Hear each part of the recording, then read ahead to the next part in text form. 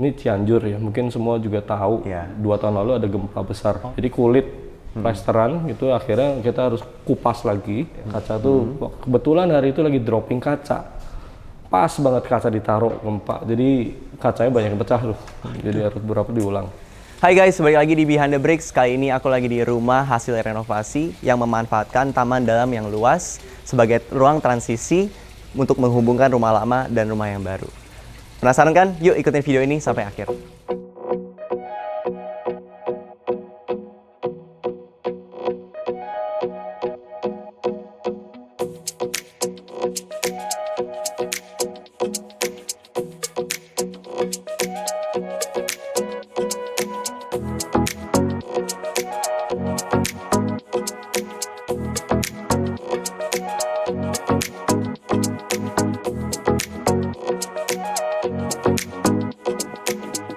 Nah teman-teman, sekarang kita udah bersama Pak Erwin, arsitek yang ngedesain RM House dari RE Studio. Apa kabar Pak Erwin? Ya, baik. Oke, Pak Erwin pengen nanya-nanya dong soal rumah ini, dari luas lahan sama luas bangunan itu berapa sih Pak? Rumah ini sebetulnya secara ide awal tuh sebetulnya ada extension ya. Jadi owner itu pengen memanfaatkan lahan sisa di belakang rumah seluas 430-an meter persegi ya, untuk jadi bangunan tambahan. Nah, sedangkan luas bangunannya sendiri setelah jadi itu sekitar 350 meter persegi lengkap. Jadi termasuk patio-nya, termasuk teras, kolam itu 350. Oh, I see. Berarti memang dari ini di belakang rumah lamanya ya? Betul. Sebenarnya owner datang ke saya, itu pertama kali adalah mau bikin extension bangunan supaya dia bisa pindah ke rumah ini. Jadi rumah lama itu adalah rumah papanya, orang tuanya. Nah, kemudian dia pengen pindah ke rumah ini karena orang tuanya makin senior, supaya bisa lebih dekat, lebih bisa ngurusin orang tuanya. Jadi idenya bikin bangunan extension di belakang sini. Gitu. Konsep besarnya itu gimana sih? Sebetulnya yang paling utama kita bahas itu adalah bangunan ini mau di mana, bangunan baru. Itu mungkin akan lebih istilahnya yang menentukan jalannya seluruh proses desain ya. Jadi dari pihak owner awalnya ingin bikin bangunan baru yang nempel di bangunan lama. Nah, itu kan cerita yang umum ya. Jadi namanya extension punya lahan di belakang, terus kemudian bangunan lamanya dipanjangin ke belakang. Gitu. Terus ada taman di paling belakang. Tapi terus saya kemudian punya ide lain adalah gimana saya tawarin ke owner. Gimana kalau kita split? Karena saya lihat lahannya memungkinkan, jadi setelah survei, saya bilang gimana kalau kita bikin bangunan justru kita taruh paling belakang. Dan ini, jadi bangunan baru di paling belakang, bangunan lama di sini, dan di tengah kita bikin space in between ya. Oh, space in between ya. Living space itu, yang akhirnya akan berubah jadi living space mereka sehari-hari. Gitu. Nah, living space ini kan berupa taman, berupa courtyard, dengan teras yang cukup besar ya, jadi very enjoyable.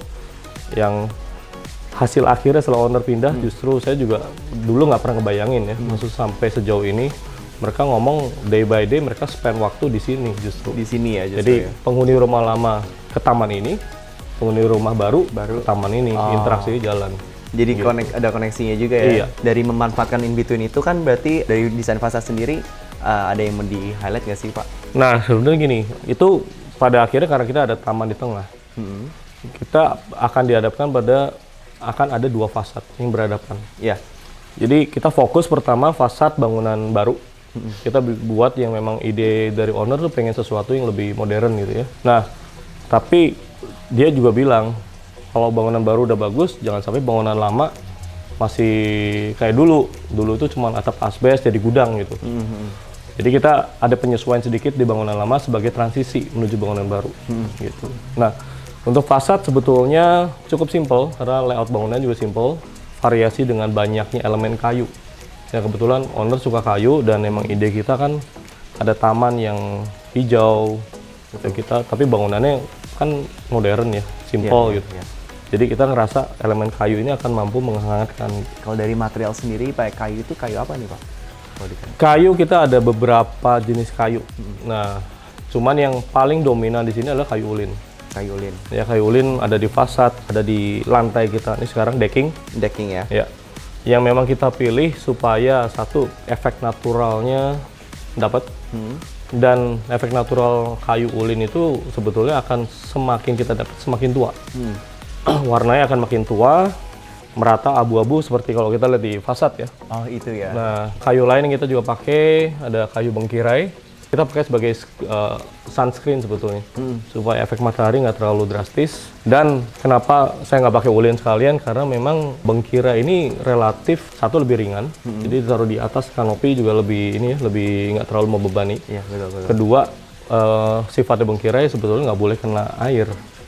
Jadi dia meskipun kategorinya boleh dipakai outdoor, cuman dibandingin ulin dia masih punya ketahanan yang lebih sedikit, lebih kurang ya dibandingin ulin terhadap matahari. Kalau misalnya kena hujan atau gimana itu Setiap kayu pasti akan ada perubahan bentuk. Cuman kita bisa menentukan jenis kayu tertentu di mana itu akan tergantung dari faktor perubahannya. Semakin banyak perubahannya berarti nggak aman kita pakai ya. Gitu. Oke. Jadi bengkirai ada perubahannya, terutama kalau terlalu kontras antara panas dan basah. Kalau kayu ulin relatif dia ada perubahan tapi cenderung nggak sebanyak bengkirai. Jadi kita aman untuk pakai decking. Tapi mereka kayu yang semakin tua semakin keras. Oke. Pak, sebelum kita masuk ke dalam nih, aku ngelihat entrance ini kayaknya grand juga ya sebenarnya. Ada ceritanya nggak nih Pak? Kan rumah ini ceritanya tadi di belakang, kita sambil jalan ya? Ya, boleh. Di belakang bangunan lama. Nah, jadi karena di belakang bangunan lama, ceritanya ini rumah nggak punya muka.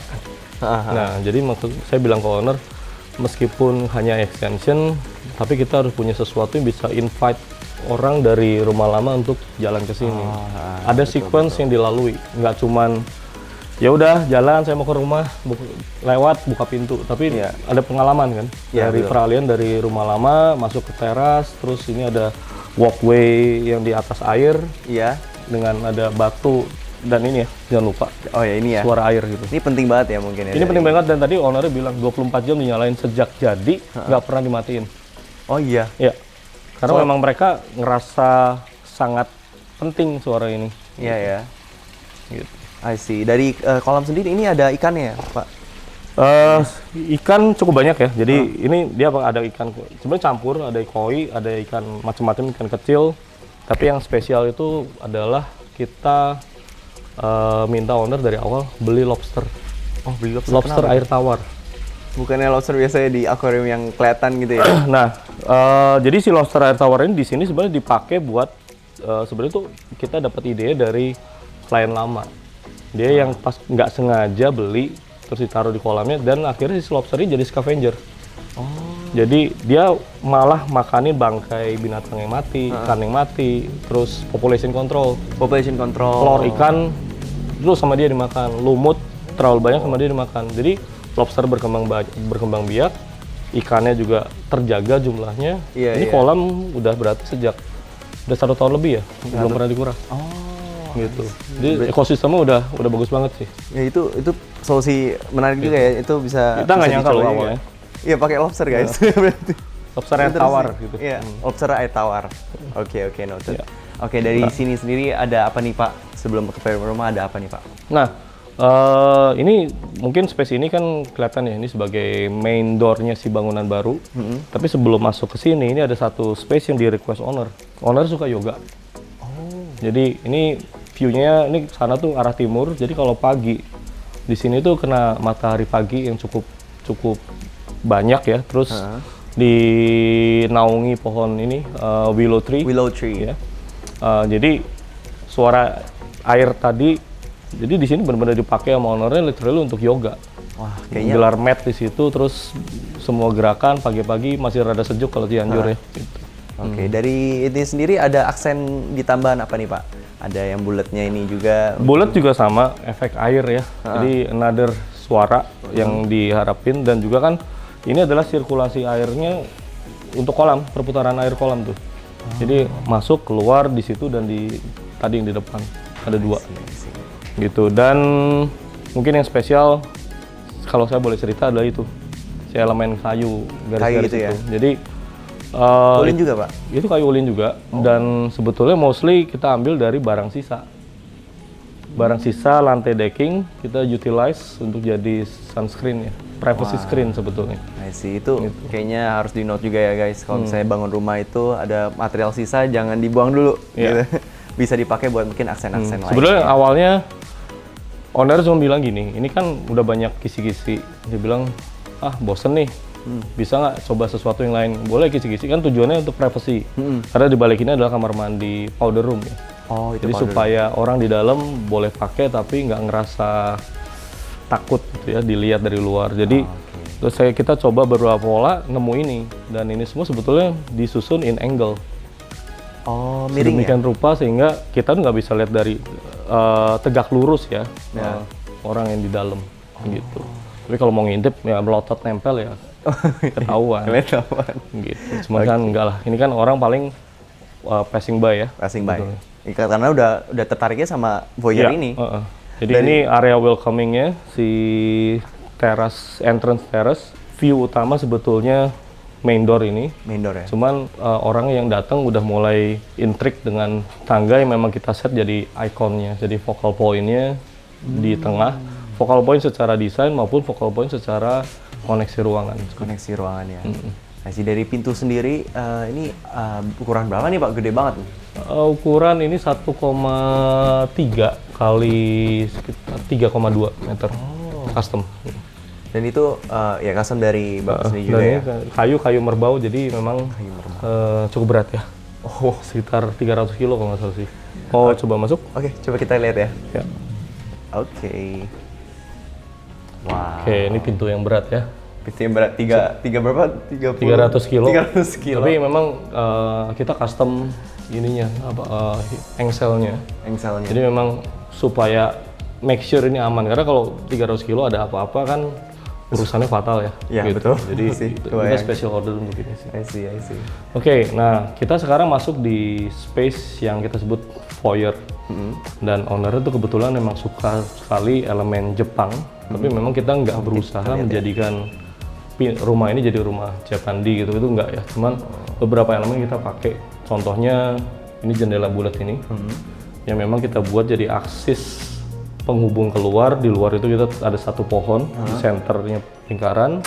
Dan ini, jadi ini ada satu aksara kanji favoritnya owner yang dimaksudkan untuk self enrichment dia setiap pagi gitu ya. Dia artinya sabar. Apa nih? Oh, artinya sabar. Oh, gitu. Jadi ini di si foyer Jepang dan karena konsepnya foyer Jepang seperti biasa kita ada satu step naik untuk masuk. Genkan ya. Genkan. Ya. Oke, I see. Kita masuk ke living room dulu Nah, atau? ini living room. Tapi sebelum masuk situ ini ada satu ruangan, lemari. Oh, ini nggak kelihatan nih. Ini bisa di. Oh, ada aksesnya, teman-teman, ada pintu. Oke, ini ruangan apa nih, Pak? Nah, ini dengan konsep hidden door tadi ya. Ini sebetulnya ini adalah powder room, kamar mandi yang tadi kita lihat dari luar. Yang ada screen ulin itu. Cuman kita satukan dengan ruang sepatu. Oh. Jadi ini cabinet untuk sepatu. Ya. Cukup menyenangkan. Yang buat yang pengen punya sepatu banyak, ini pasti lemari impian nih. Dan itu ada itu juga ya, ada bolongan itu Dengan ventilasi yang cukup semuanya. Jadi ini sepatu kaos kaki kita kumpulin di sini. Balik lagi ke sebetulnya ruangan yang utama yang ada di sini. Ini adalah powder room. Nah, jadi powder room ini fungsinya kan hanya untuk kloset dan cuci tangan ya, wastafel. Jadi kita idenya dibikin lebih casual, dibikin lebih gelap supaya lebih nyaman, terus dengar suara kolam dari luar. Oh iya. Jadi kita temanya begini. Jadi kombinasi warna yang abu tua, kayu, terus ini meja kayu gitu ya. Kalau dari kaca sendiri ini hanging ya, Pak? Ini kaca hanging dan memang cukup merepotkan waktu bikin. Oh, kenapa gitu? Kenapa, Pak? Ya secara teknikal memang cukup susah ya, jadi memang kita ngalamin goyang, terus tambah penguat lagi di atas, bongkar lagi, jadi memang ini cukup jadi PR waktu pertama. Cuma setelah jadi ya kita seneng sih, karena memang idenya adalah kita tuh masih bisa lihat cahaya dari sisi luar, cuman karena ini wastafel kita akan butuh cermin kan. Nah cuman kalau kita kasih cermin, kasih dinding lagi kan sayang view-nya. Jadi memang Betul. kita pengen masih dapat koneksi indoor outdoor. Bisnis itu kita terapin di seluruh rumah. Gitu. Dan di kamar mandi pun ya harus dapat yang sama. Nah, cuman untuk kaitan serangga, kita memang ada pasang pintu kaca. Oh, Ya. Gitu ya. Karena ownernya ada fobia serangga. iya. Ya. Ini dia pakai material apa nih, Pak? Buat Ini kacanya. kaca dan si sliding panel ini kita pakai aluminium. Kaca-kaca ya kita seperti biasa tergantung ukuran ya, kita kaca tempered semua. Jadi kaca tempered ini selain satu ngebantu mengurangi radiasi panas, kemudian suara juga kebantu banget. Menarik. Ya. Sekarang kita masuk ke living area. Apa nih, Pak? Di living room ada elemen apa yang mau di Nah, highlight? kita di living room ya. Berarti living room itu secara definisi kan ruang berkumpul, ruang hidup, living. Mungkin yang sering salah kaprah di Indonesia sering disebut dengan ruang tamu. Betul. Padahal ini bukan untuk menerima tamu. Ini ruang untuk anggota keluarga berinteraksi sebetulnya. Nah, di ruangan ini sebetulnya satu hal yang kita langsung saya setting dari awal adalah kita pengen secara ruangan dia lebih gelap dibandingkan ruangan yang lain. Kenapa Jadi kan dengan tujuan nonton TV ya. Kita nonton TV supaya pencahayaannya juga cukup, nggak terlalu terang ya. Jadi kita bikin sedikit lebih gelap dan supaya ruangan lebih cozy jadinya. Nah, cuman gelap bukan berarti kita nggak punya view. Nah, kalau kita sambungkan dengan benang merah keseluruhan dari rumah ini adalah kan kita ingin ada feel outdoor indoor, koneksi outdoor indoor hampir di semua ruangan. Jadi itu kita wujudkan dengan banyaknya opening jendela dan segala macam. Dan mungkin dengan korelasi antara ruangan yang lebih nggak terlalu terang dengan adanya opening, kita bisa lihat di jendela yang ada di bawah. Nah, iya, tadi aku langsung lihat. Langsung fokusnya ke bawah ya sebenarnya. Fokusnya ke bawah. Betul. Jadi sebetulnya kalau kita di Jepang ini hal yang cukup sering pasti dilihat, banyak mereka pasang jendela justru di baseline 30 cm dari bawah, 40 cm dari bawah. Dan kemudian mereka put something interesting di luar itu. Nah, itu saya coba ambil dengan kombinasi TV konsol yang memang saya desain custom dengan ide kalau dilihat bentuknya sekilas kayak tori. Oh iya, kayak tori. Gerbang Jepang ya. Gerbang Jepang. Iya. Jadi cuman saya nggak ambil secara harfiah bentuknya terus 2 bar begitu ya. Benar. Saya coba lebih simplify, terus meskipun ceritanya terlihat simple, secara teknikal untuk bikin ini seperti orang furniture yang bikin ya, ngomong susahnya minta ampun. Terus saya minta. Saya harus ngulang 2 kali karena gagal di struktur. Oh iya, soalnya bentang lebar kayak panjang Bentangnya banget lebar ya. banget ini. Ini hampir 6 meter seluruhnya dan saya nggak mau ada tiang di tengah. Oh iya, Gitu. benar sih. Karena kayak sayang banget, ini udah bagus gitu. Ya.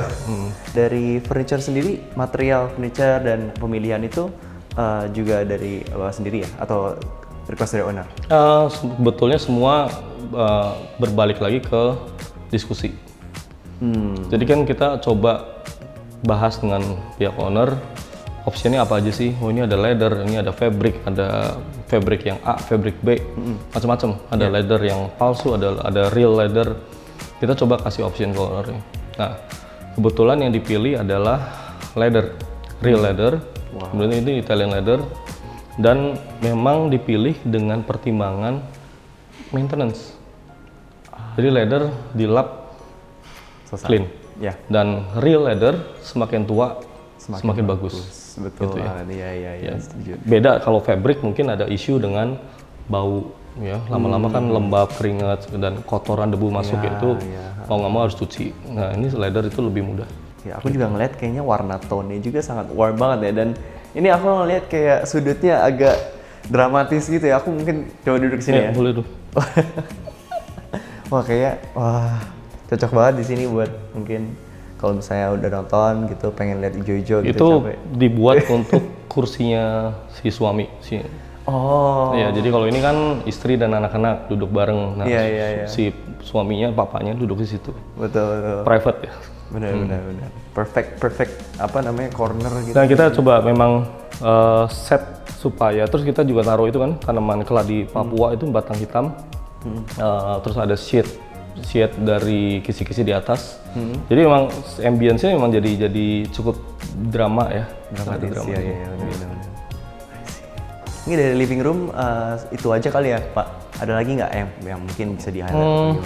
Sebetulnya itu aja, cuman mungkin dari living room adalah kita sebenarnya udah mulai mengarahkan orang, ini mengantarkan orang untuk ke ruangan sebelahnya. Iya. Jadi kalau dilihat kan secara keseluruhan ini open plan konsep ya. Jadi antara ruang satu dengan yang lainnya itu nggak ada sekat yang permanen gitu. Hampir semuanya secara visibilitas, secara circulation flow itu nyambung.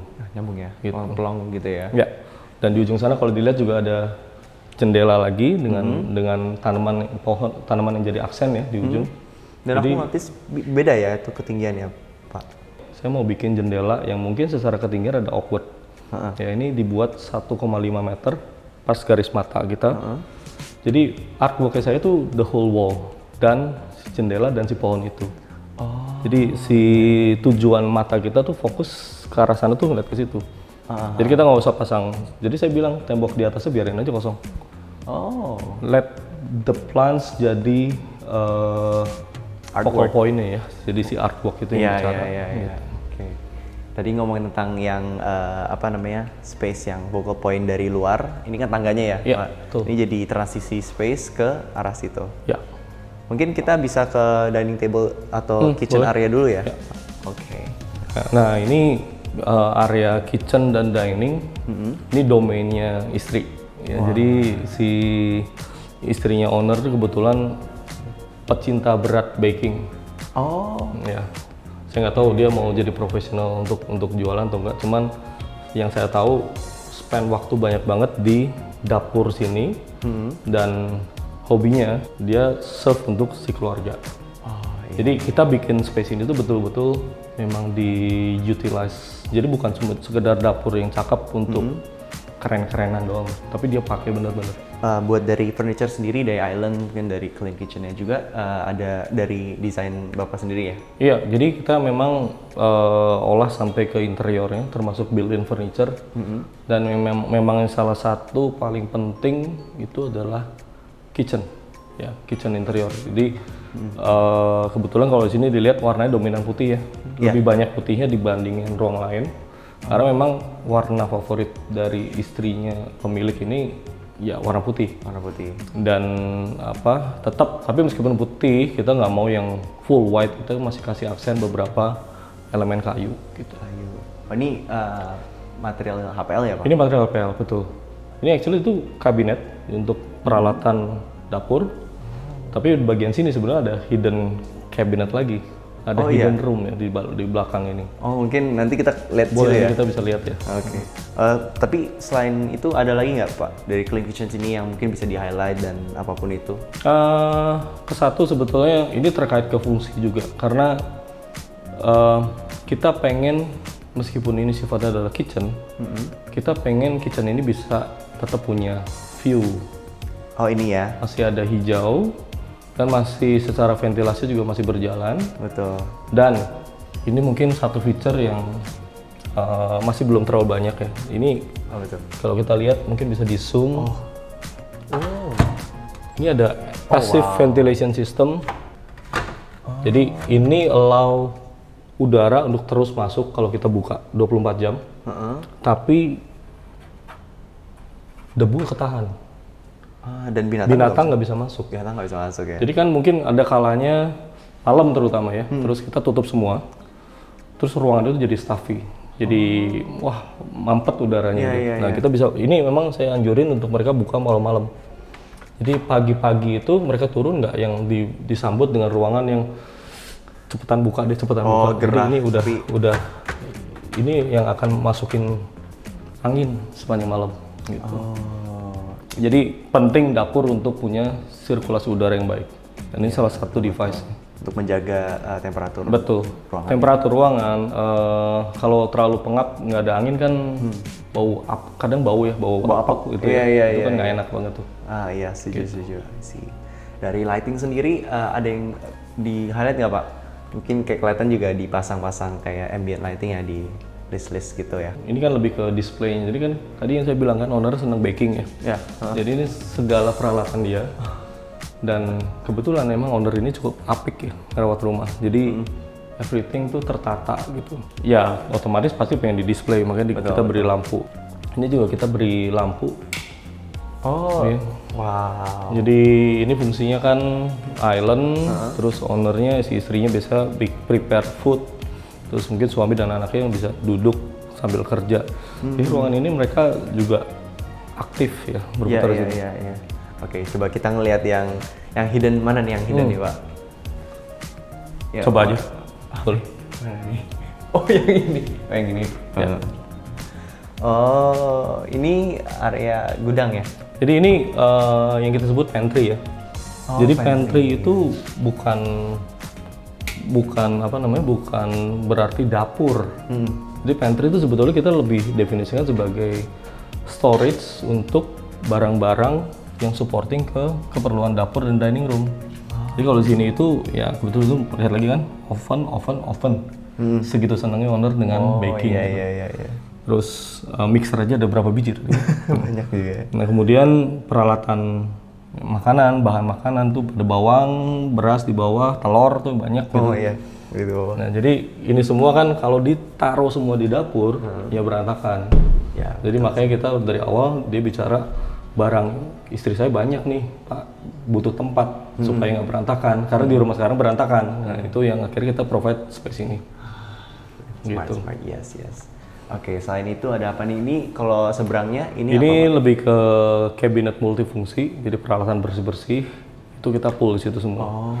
Cuman yang lebih spesial di sini tuh meja makan dan si opening ke arah taman itu. Oke, mungkin dari dining table-nya sendiri dan lain-lain, ini furniture juga custom sendiri ya? Furniture custom dan kita awalin dengan meja kayu. Jadi, ini kayu jati dari Blora. Kebetulan saya ada kenalan yang memang jujur murah ya dapetnya. Saya bilang, kita udah punya tabletop yang cakep, gimana kalau istilah saya mau merepotkan diri saya dengan ngedesain kakinya. Nah, kalau umumnya kan mungkin kaki ya bikin aja blok kayu atau blok batu gitu ya. Kayuin aja Saya gitu. bilang, enggak, saya mau desain yang lebih spesifik lah ya. Jadi kita buat pakai plat besi ditekuk yang memang kesannya tipis dan ringkih gitu, tapi sebetulnya ini meja kayu yang berat gitu sebetulnya. Gitu. Sama ininya juga ya, kursinya ya? Kursi kita pesan ke Bali khusus, dan sebetulnya ini kita pernah ngedesain kursi ini di zaman dulu ya, cuman kita ulang di sini berharap dapat refined version.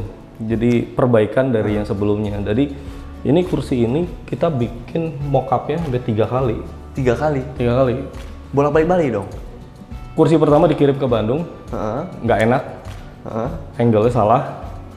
Kursi kedua diperbaiki, dicoba masih nggak enak. Ketiga tuh saya ke Bali tuh, Wah. coba duduk, punggung saya nggak enak. Dikirimlah setelah jadi, 6-6-nya dikirim, owner coba duduk. Aduh, ini masih sakit, ganjel di punggung katanya. Akhirnya kita keluar dengan solusi tambahin leather pad. Oh iya, pakai leather pad. I see. Jadi ini solusi akhir yang ya secara posisi, angle maupun kenyamanan di punggung udah well improved daripada versi sebelum-sebelumnya. Nah setelah makan juga mungkin bisa ada view yang mereka bisa lihat juga ya, dan ada teras yang mereka bisa keluar juga ya Pak? Ya, jadi kan balik lagi ke benang merahnya ya. Jadi kita ingin dari manapun bisa ngelihat ke outdoor. Nah, kalau kita pikir dining room kan salah satu space yang prime ya. Jadi mereka akan spend waktu cukup banyak ngobrol, makan, atau sekedar kerja, bikin PR atau anaknya gitu ya. Iya. Jadi di sini kita juga diberi suguhan view yang maksimal ke arah taman, ke courtyard tengah tadi. Gitu, yang di-provide dengan bukaan kaca yang cukup besar ya gitu. Ini bisa dibuka ya Pak? Bisa, dan ini kita buat teleskopik ya. Jadi kita buka satu, dorong aja sampai ujung. Oh, coba. Bisa dicoba. Wah. Dia lebar maksimalnya berapa sih Pak? Mungkin satu ininya? 1,5 meter. 1,5? Ya. Oh. Khusus untuk brand ini 1,5 meter. Dia ada limitasi di maksimumnya Cuman yang agak spesifik adalah itu request saya supaya corner ini bisa bebas. Nah, jadi salah satu request saya tuh supaya saya punya corner yang sebutannya cornerless ya. Jadi nggak ada kusen di ujung. Makanya ini ada spesifik request ke brand yang saya pakai ini. Bisa nggak saya mau kalau memang dibutuhkan tiang kusen untuk pengunci atau stopper yang ngikut di salah satu frame. Jadi tiang ini itu sekarang diikutkan ke frame ini. Wow. Ini bisa dibuka. Dan sudut ini free gitu. Tidak terganggu ya, benar. Kalau lihat di koneksinya, di sini saya buatkan stepping stone untuk connect ke nyeberangin taman. Jadi memang arahnya memang saya buat secara sirkulasi, nanti dia akan begini. Gitu. Makanya saya mutlak, saya ingin ruangan sudut ini tuh free. Free ya. Gitu. Ini enaknya buat kumpul-kumpul lagi dulu. Nah kalau ini sebenarnya secara decking kita buat secara level tuh kan untuk duduk di bawah. Jadi ini kan levelnya dibikin agak tinggi ya, ya untuk duduk santai gitu. Enak sih. Dan satu yang ownernya sering ngelakuin itu dia suka grounding. Kalau tahu istilah grounding, jadi nggak pakai sepatu di atas rumput sambil menyalurkan energi negatif gitu ya. Jadi dia senang banget duduk-duduk, terus kaki di situ, kadang-kadang jalan di situ jemuran. Gitu. Tapi kayaknya itu aku setuju deh. Aku penting banget ya buat kita tuh sebagai manusia juga jangan lupa untuk grounding ya. Bahkan karena kan one with nature juga gitu. Kalau sekarang kan di mana-mana pakai sandal, pakai sepatu terus, tapi kadang-kadang ya kita kan sampai butuh pergi jauh untuk healing. Nah, kadang kita lupa di rumah kita pun sebenarnya bisa healing. Bisa. Ya. Apalagi kalau kita provide space-space seperti ini bisa dinikmatin secara visual, secara fisik. Ini kaki juga bisa. Ini kita pakai Swiss grass ya, rumput Swiss. Jadi nyaman banget di kaki gitu, meskipun sekarang nih secara cuaca lagi panas, lagi mulai agak terlalu kering ya, cuman ini di kaki enak, nggak tajam gitu, dan nggak kerasa becek. Aku harus coba sekali kayaknya. Buat Aku yang dicoba. nggak one with. Oh iya loh, lebih. Ini soft dan fluffy ya. Iya soft banget, nggak kasar. Nggak kasar, nggak tajam. Nggak tajam. Gitu ya. Oke, kita abis ini lanjut kemana nih Pak? Mungkin kita bisa ke lantai 2 ya, supaya ngeliat ke area lain. Kita jalan masuk aja. Oke, kita ke lantai 2-nya ya Pak. Bentar ya, tunggu. Jadi sebelum ke lantai 2, ini ada satu elemen yang cukup cute ya. Tempat duduk? Sebetulnya mungkin kalau dilihat secara bentuk ini jemuran ya, cepit jemuran. Makanya familiar banget ya, aku pernah lihat di mana. Jemuran termasuk ada si Iya, besi betul. kawat, kalau yang kecil kan kawat. Betul. Jadi ownernya ini memang minta, ini bawah tangga kita mau jadiin apa? Karena tercipta space yang cukup lumayan, tapi view-nya juga ada taman, matahari enak, jadi space ini kayak corner yang menyenangkan gitu. Jadi kita coba terus usul, kita bikin bench, tapi bench-nya ya nggak bench kayu yang lurus gitu doang. Jadi akhirnya kita keluarlah ide dengan, sebenarnya ini kalau nyari di Alibaba atau di China itu ada yang jual, cuman terus kita akhirnya di sini mungkin nggak mungkin ya. Jadi kita putusin, kita gambar si jepit jemuran ini as per size ini, kemudian kita bikin custom. Wow. Ini dari kayu jati ya gitu. Wah, kayu jati ya. Jati Kayaknya Jawa semua di Barat. sini custom ya. Sebetulnya biasanya ada buku ya, memang owner suka baca buku, ditaruh di sini. Jadi memang kadang-kadang dia stop by, taruh buku di situ, baca buku di situ. Jadi reading area ya. Ya, jadi interesting nook, bukan cuman sekedar space mati di bawah tangga. Iya sih. Aku juga notice nih Pak, ada kayak stripes gitu yang opening. Ini yang beda sama yang lain nih. Jadi stripes ini sebetulnya kita buat untuk masukin cahaya, dan jangan lupa kita butuh ventilasi udara. Apalagi kalau kita lihat secara elemen fisik, ini double volume ke atas, jadi disinilah terjadi kayak transisi aliran udara ya. Aliran udara kan horizontal, terus kemudian dia akan cari jalan naik ke atas. Paling atas ya. Apalagi udara yang sifatnya lebih panas, lebih ringan. Nah, kita buat makanya di sini ada input udara segar dari luar, udara bersih dari luar. Gimana tuh Pak caranya? Ya, kita lihat di sini. Jadi ini ada, sebetulnya idenya kan kayak jendela zaman dulu ya, ada kaca 2 lapis. gitu. Terus ada gap ini cuma sisa sebetulnya cuma 3-4 cm. Cuman kemudian dari gap itu udara akan masuk. Nah, kebetulan ownernya fobia serangga. Jadi dia udah ngomong, saya takut kecoa.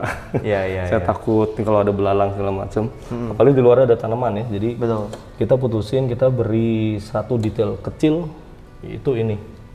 Jadi ini dari bahan laser cutting besi. Di baliknya itu adalah insect screen yang ini bisa dilepas dan bisa dicuci. Kembali lagi ke ide dasar fungsionalisme. Jadi ini berfungsi sebagai udara masuk, berfungsi sebagai pencegah serangga, meskipun udara tetap mengalir. Satu lagi, kalau cahaya udaranya ini pas memungkinkan, ini akan beri efek bayangan yang cakep banget sepanjang step tangga ini. Ada efek visual, mungkin sekarang timingnya lagi nggak pas ya, jadi nggak ada bayangan sama sekali di sini. Gitu. Jadi semuanya harus secara fungsi berjalan dulu, kemudian kita atur untuk ada efek visual, beauty-nya. Oke. Ya, dari material tangga sendiri ini pakai apa, Pak? Ini pakai kayu jati. Pakai kayu jati. Dan steppingnya juga itu ya, Pak, nggak gitu steep ya? Rasanya gimana? Rasanya sih enteng sih. Enteng ya? Kayak nggak effort gitu, effortless lah. Ya, ini memang kita kasih ketinggian yang ini lebih rendah dari biasanya ya. Jadi kebetulan memang dari pihak owner ada punya anak yang ada kebutuhan khusus. Nah, jadi kita buat step tangganya ini lebih pendek supaya memudahkan mobilitas dia. Gitu. Betul, tadi kayak mungkin 15 apa? 15. 15? Ya. 15 cm ya. I see. Kalau dari railingnya sendiri, Pak? Railing sebenarnya nggak ada yang fancy ya. Ini sebenarnya cuma besi hollow yang kita cutting untuk kita pasang begini. Cuman untuk balustrade-nya owner minta kaca supaya itu tadi menopang kebutuhan anaknya. Jadi supaya dia nggak mencoba masukin kaki keluar gitu. Dia lebih untuk proteksi juga. Wah, ini aku ngelihat elemen yang menarik nih, Pak. Pas Mas naik-naik tuh ada globe gede ini apa nih, Pak? Ya, ini meskipun kita nyalain demi tujuan syuting ya. Jadi biasanya kan nyala hanya malam, cuman ini lampu kita sebut moonlighting. Jadi efeknya kita pengen efek kayak bulan. Jadi bulat tapi permukaan ya shade-nya kan variatif ya, kayak bertekstur. Jadi ini lampu kita pesan dari Bali, kebetulan handmade, pengrajinnya yang punya orang Iran. Jadi cukup menyenangkan, saya hunting lampu ini juga cukup lama sih, gitu. Sampai hunting ya. Tapi kelihatannya kan berat, gede gitu. Tapi ini sangat enteng, sangat ringan. Jadi ini semua dibuat balik lagi ke fungsi tadi kan. Ganti lampunya juga gampang. Jadi tinggal diambil, dibuka, nggak perlu pakai kerekan, nggak perlu pakai macam-macam. Gitu. Kayak wrecking ball. Bersihnya gampang gitu, masih begini. Semua masih jangkauan tangan. Betul. Kalau di lantai 2 sini ada ruangan apa aja nih, Pak?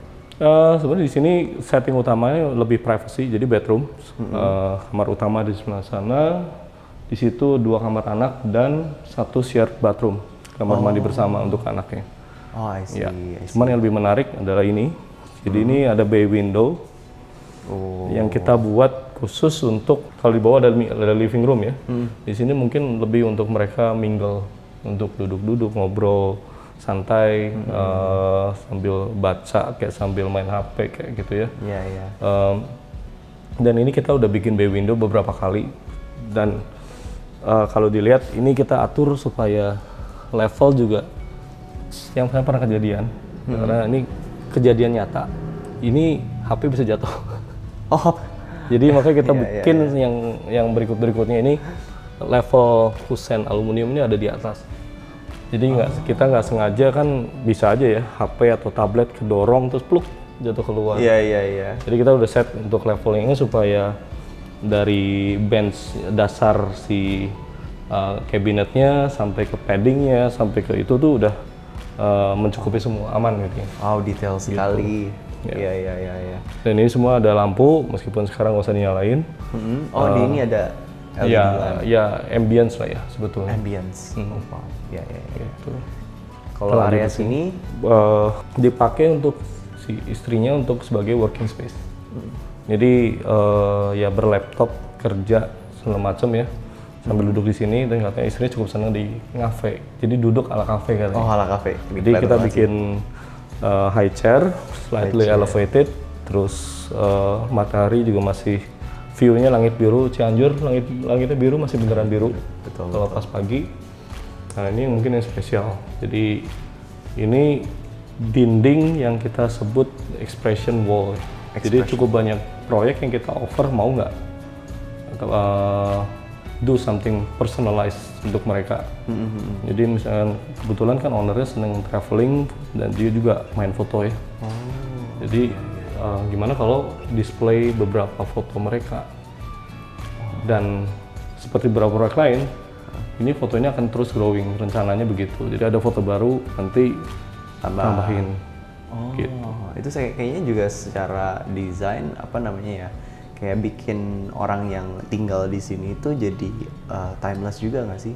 Iya, dan mereka bisa nikmatin prosesnya mereka kan, prosesnya Iya. mereka sebagai keluarga. Terus juga kadang gini, kita sebagai desainer nggak boleh terlalu selfish dengan oke, ini bangunan desain saya, ikutin semua yang saya minta. Saya mau masukin elemen A, B, C, D, E. Tapi kan owner juga pasti punya, saya tuh punya sesuatu nih, saya pengen punya ini, pengen punya itu. Iya, Nah, iya. salah satunya kita coba tawarin ini. Jadi ini kan kesempatan untuk mereka apa ya, lebih punya sense mereka juga ada di sini gitu. Iya, Jadi iya, bukan rumah karya si arsitek, tapi ini rumah saya gitu. This is their space gitu, sebetulnya. Oke, selain itu aku notice ada skylight juga ini ya Pak di sini. Iya, jadi sebetulnya ini skylight juga ada untuk inlet udara ya. Jadi dari belakang tuh kalau dilihat kan apa, lahan terbuka, jadi emang angin dari belakang cukup besar. Dan ini kita juga pasang juga si ventilasi ini. Ya, si passive ventilation itu kita pasang juga di sini, sama untuk masukin udara bersih. Oh, ini kamar tadi ya? Ya, ini kebetulan dua kamar anak ya, dan satu kamar mandi bersama. Oke, I see. Oke. Sekarang kita lihat ke mana nih Pak? Kamar utama. Kamar utama. Oke, ini kamar utama ya Pak? Iya, jadi kita sekarang di kamar tidur utama. Ukurannya sebenarnya nggak terlalu besar ya, dan secara desain pun kita keep it simple. Jadi cuman ada ini bed, terus kemudian TV konsol, size-nya juga compact ya, nggak terlalu luas. Cuman untuk bednya kita emang putusin untuk beli jadi. Oh. Ya, jadi beli jadi, yang kita bikin hanya itu untuk partisi ruang sebetulnya. Jadi di balik itu adalah mungkin kalau dilihat sama kayak kabinet kan ya. Iya. Tapi itu balik lagi itu ada akses untuk ke walk-in wardrobe. Kayak hidden door lagi Hidden ya. door lagi, Aku gitu. notice. Iya. Dan tapi sebelum ke sana kita mungkin lihat ke sini dulu. Oh, apa ini Pak? Ini adalah master, kalau ada kamar tidur utama ada kamar mandi utama ya. Jadi ini master bathroom yang kita bikin lebih open supaya balik lagi cahayanya juga, pertukaran cahayanya juga maksimal dan nggak melulu semua tembok gitu ya. Jadi kita bikin ini pintu dari kisi-kisi kayu, ini kayu merbau, cukup berat sebetulnya. Dan ini kalau dibuka ini ada efek pengalihan cahaya yang cukup menyenangkan untuk dilihat. Wah, Gitu ya. dinamik banget Iya. ya. Iya. Oh, ini Nah ini kamar mandi utama. utama ya. Wow. Wah, ada natural lighting juga ya, skylight ya di atas ya. Betul. Jadi ini kita kamar mandi yang emang owner bilang pengen kelihatan bright, terus spacious. Jadi memang secara space juga cukup besar ya. Ada bathtub, freestanding, kemudian ini untuk wash basinnya, terus closet ini shower compartment. Jadi dibikin semacam tertutup, ruang tertutup gitu. So, ada kaca gini ya, Ada kaca kecil. random. Ya. Jadi ini sebetulnya tujuan saya ada kaca karena memang owner itu minta tembok di sini. Dan kalau ini tembok full masif, saya ngerasa takutnya di dalam waktu mandi itu berasa kayak terlalu claustrophobic. Jadi saya bikin slit opening kecil gini supaya di dalam kesannya lebih luas. Gitu. Dan ini yang memang jadi highlight. Jadi si bathtub, terus di balik situ ada tanaman yang kita atur sedemikian rupa biar istilahnya maintenance-nya juga lebih mudah ya situ. Dan sama seperti ruangan lain, passive ventilation. Iya benar ya. Kita juga kasih, apalagi ini kamar mandi. Iya. Kamar mandi selalu lembab dan kita butuh sirkulasi udara yang continuous. Iya. Nah, kita provide ini. Ini barang memang bukan barang murah, tapi secara teknologi cukup worth it sih. Nah, ini ruang kejutan di belakang. Ruang kejutan nih, yang kita tunggu-tunggu. Ini dia. Teman-teman kelihatan Buka nggak? ya? Coba. Di atas ada AC. Ya ini udah asik. Wah, oke. Oh, wow. Ini ruangan apa ya, Pak? Ini walk-in wardrobe sebetulnya. Walking wardrobe Ya, ya. jadi lemari baju semua, terus ini meja rias istrinya. Di belakang sini juga sebetulnya ini storage ya. Oh. Jadi makanya ada ketebalan. Tuh. Oh. Dan ini semua cabinet. Di ujung sana, kalau dilihat sebetulnya ada ruangan tuh.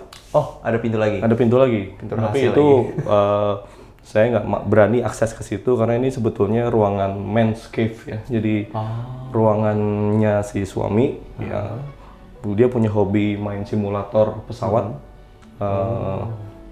Jadi di sana tuh penuh screen komputer.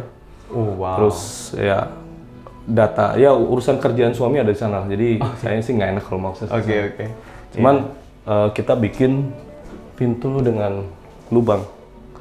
Jadi secara sirkulasi udara juga masih bisa ngalir. Iya. Jadi nggak stuffy. Kayaknya meskipun di hall kecil pun sempit pun juga dikasih pasti natural Harus sih. ventilation ya. Dan ini juga ada. Ini malah Oh iya, ini juga sama. benar. Karena ruangan-ruangan kecil gini kadang-kadang justru apa ya? Mikirnya ruangan kecil nggak usah lah kita kasih jendela atau nggak usah lah kita kasih ventilasi gitu. Tapi justru ruangan kecil kalau nggak ada ventilasi habis, kerasa cepet banget pengapnya gitu. Oh iya, betul. Iya sih. Gitu. Wah, ini bagus juga ya kisi-kisi. Betul. Jadi efeknya lebih ke untuk urusan security sama ya. Satu lagi sana tuh sudut barat. Jadi memang matahari baratnya cukup keras ya ke sini. Jadi kita kasih itu untuk buffer juga. Oh, tapi jadi bagus juga sih. Kayak jadi ada Dramanya repetitif. keluar. Bener. Berarti ini orientasi bangunannya itu ke arah Selatan. Selatan ya. Fasad depannya menghadap selatan, belakang ke utara. Samping kanan kiri, barat timur. Nah, oke. Kalau gitu kita mungkin bisa ngobrol di bawah kali ya, Pak, buat. Karena ruangan di sini cukup sempit. Iya. Kita ke tempat yang lebih enak. Yes, oke. Kita nanya-nanya tentang ya. Oke.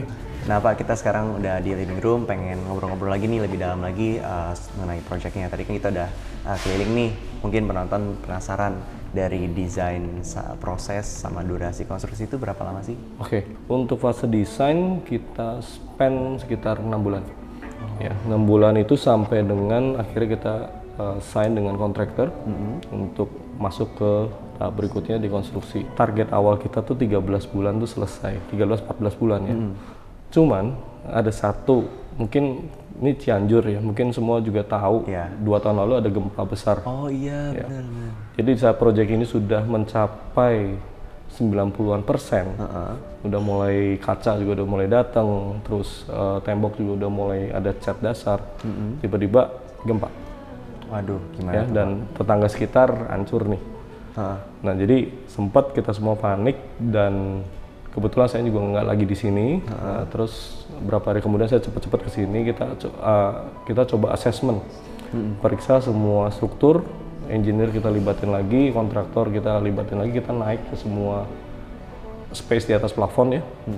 Jadi kita periksa integrity strukturnya. Jadi pembalokan, kolom-kolom kita lihat dan untungnya memang setelah assessment yang kita cukup detail ya waktu itu, kita nggak nemu kerusakan di struktur. Jadi struktur aman. Wah. Tapi kerusakan kita lebih ke non struktural yaitu plesteran tembok. Jadi plesteran ini ya kan kulitnya ya sebetulnya itu retak-retak ada beberapa retak yang cukup parah. Iya. Jadi mau nggak mau kita harus mundur 2 bulan untuk perbaikan itu lagi. Karena kalau retakan struktur kan susah untuk diperbaiki ya, kecuali dirubuhin. Iya. Nah, retakan kita ini retakan dinding. Jadi kulit plesteran itu akhirnya kita harus kupas lagi untuk kita ulang dari nol. Ya, jadi itu makan waktu sekitar 2 bulan, dan satu lagi ya kaca ya. Kaca tuh kebetulan hari itu lagi dropping kaca. Pas banget kaca ditaruh gempa. Jadi kacanya banyak yang pecah tuh. Jadi harus beberapa diulang. Iya, Dan iya. kalau tahu kan ini tadi kan bangunan baru ada bangunan lama ya. Iya. Jadi waktu itu justru damage yang besar di bangunan lama. Yang bangunan tahun 80-an. Jadi itu secara struktural juga emang cukup mengkhawatirkan. Jadi waktu itu sempat fokus kita sementara nyelamatin di depan dulu. Kita takutnya hujan atau terus rubuh. Jadi kita coba antisipasi di depan dulu, baru kemudian masuk ke sini lagi. Jadi itu memberi delay ke kita sekitar 2 bulan. Jadi total hampir 15 bulan ya. Itu total konstruksi atau desain juga included? konstruksi aja. Konstruksi aja. Berarti total ada mungkin 20 bulanan lah. Ya. I see. Wow. Kalau ngomongin tentang kayak selain challenges, mungkin tantangan tadi ada gempa, ada tantangan lain sih nggak sih, Pak? Mungkin secara komunikasi sama owner atau gimana? Sebetulnya kalau proyek ini saya bisa kategoriin cukup lancar ya, smooth prosesnya dari awal sampai akhir itu nggak banyak.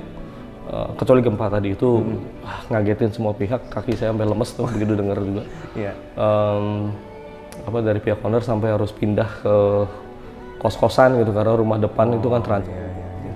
Nah, challenge lain sebetulnya mungkin nggak terlalu banyak sih, tapi menurut saya yang terjadi di sini adalah kolaborasi yang selaras ya.